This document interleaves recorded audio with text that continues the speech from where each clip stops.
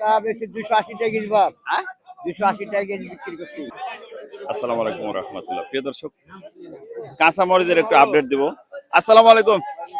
কত বেচছেন আঙ্কেল মরিচ?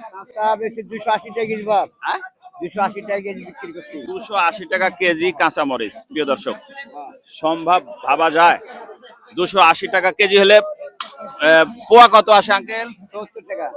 70 টাকা পোয়া কাঁচা মরিচ বিক্রি হচ্ছে। প্রিয় দর্শক, সাধারণ মানুষ কিনে খাওয়ার তো ক্রয় সীমার বাইরে। আচ্ছা, এত বাজার হওয়ার কারণ কি? ওটা আমদানি কম বাপ। আমদানি কম ওর দাম বেশি। বৃষ্টির কারণে মরিচ। ও আচ্ছা আচ্ছা, প্রচুর পরিমাণে মরিচের বাজার। 280 টাকা কেজি পাইকারি। খুচরা বিক্রি করছেন 280। কাঁচা মরিচের একটু আপডেট দিব। আচ্ছা, কাঁচা মরিচের বর্তমান বাজার কত ভাই? মরিচটা 265 টাকা কেজি নিয়ে আছে। 265 টাকা কেজি পাইকারি বাজার।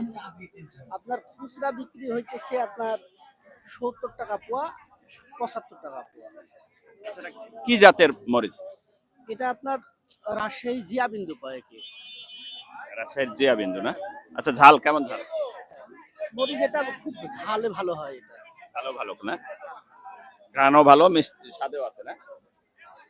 প্রিয় দর্শক, মরিচের বাজার থেকে মরিচের কাঁচা মরিচের বাজার এত হওয়ার কারণ কি বড় ভাই? ভাই কাঁচামরিচ এখন মার্কেটে শর্ট, গাছে কম আছে, এর লাগেই কাঁচামরিচের দাম বেশি।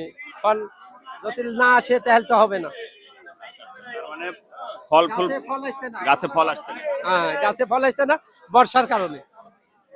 এর জন্য কাঁচা মরিচের বাজার বেশি।